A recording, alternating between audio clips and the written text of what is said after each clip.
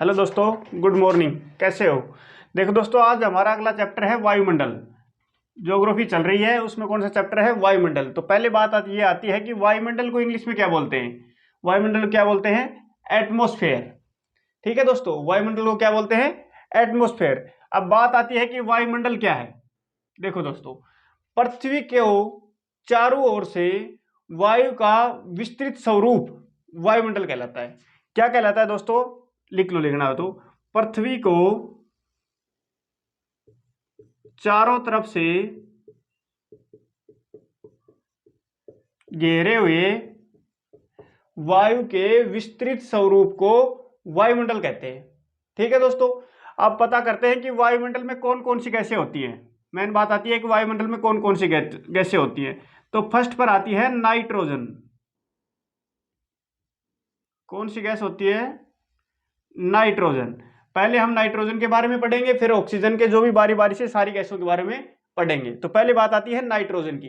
देखो दोस्तों, पृथ्वी के ऊपर हमारे वायुमंडल में सबसे ज्यादा प्रतिशत में पाई जाने वाली गैस है नाइट्रोजन, जो हमारे वायुमंडल में सबसे ज्यादा प्रतिशत पाई जाती है।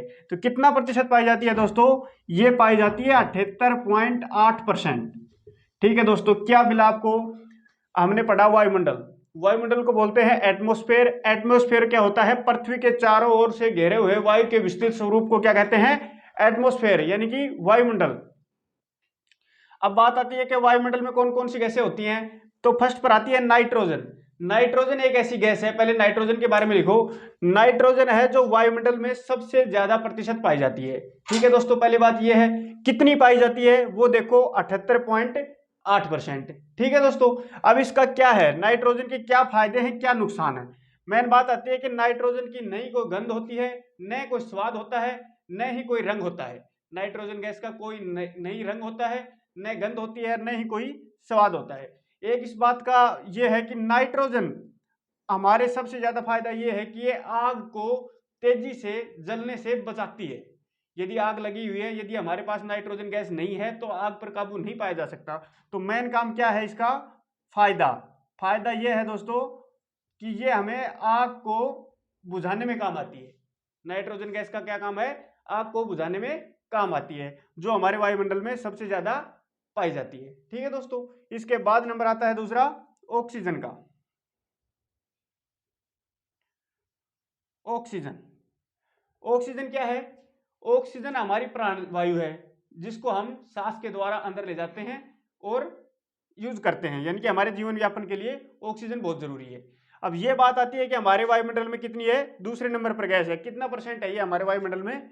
20.95%।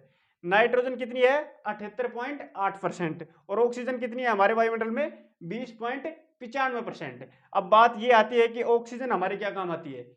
ऑक्सीजन का काम हमारे क्या है? एक तो हम इसको श्वास के द्वारा सांस लेते हैं। ठीक है दोस्तों, और ऑक्सीजन का हमारे क्या फायदा है? ऑक्सीजन किसी भी पदार्थ के साथ मिलकर जलने में सहायता करती है। यदि किसी चीज को हम जला रहे हैं, ईंधन को, जैसे कि हम ईंधन को जला रहे हैं, तो यदि हमारे पास ऑक्सीजन पर्याप्त मात्रा में नहीं है तो ईंधन नहीं जलेगा। ठीक है दोस्तों, तो ऑक्सीजन हमारे लिए क्यों आवश्यक है? कि किसी भी ईंधन को जलाने के लिए हमें ऑक्सीजन की जरूरत पड़ती है। और हमारे वायुमंडल में कितने परसेंट है वो? 20.95%। ठीक है दोस्तों, इसके आगे देखते हैं, चलो। इसके बाद आती है कार्बन डाइऑक्साइड। नाइट्रोजन बताऊंगा जी, बताऊंगा, एक मिनट। इसका मेन फायदा ये है ना, हमारे आग को जलने से बचाती है भाई। दूसरा तो इसका कोई अभी है को ना। मेन फायदा यही है कि आग यदि तेज लग गई तो बिना नाइट्रोजन उसको हम जला काबू नहीं कर सकते। ठीक है, उसके बाद दोस्तों आता है हमारी कार्बन डाइऑक्साइड। कार्बन डाइऑक्साइड ये दोस्तों एक भारी गैस मानी जाती है, जो पृथ्वी के निचली ही परत में पाई जाती है। ठीक है दोस्तों, कार्बन डाइऑक्साइड, इसकी परसेंट मात्रा कितनी होती है वायुमंडल में? 0.03%, यानी बहुत कम मात्रा में पाई जाती है। ठीक है, भारी गैस है। इसके बाद आती है कि हमारे पास ओजोन। ओजोन गैस, ये भी बहुत न्यून मात्रा में अत्यधिक ऊपर पाई जाती है, और ये ही ऑक्सीजन का ही एक छोटा स्वरूप है, ऑक्सीजन के ही अंदर पाई जाती है। इसका क्या फायदा है? इसका फायदा ये है कि ओजोन गैस का जो सूर्य से हमारे पराबैंगनी विकिरण आती हैं उनको अवशोषित करती है। पराबैंगनी किरण हमारे लिए बहुत हानिकारक होती हैं, जो पृथ्वी पर पहुंचकर कैंसर जैसी भारी बीमारी का उत्पत्ति करती हैं। ठीक है दोस्तों, तो ओजोन गैस ही है। इसके अलावा हमारी छोटी गैस और भी है, नियान है, आर्गन है। ये गैस बहुत ही छोटी है तो उनको इतनी ध्यान में नहीं रखा जाता है, बहुत ही 0.01% या 0.005% ये छोटी गैसें हैं।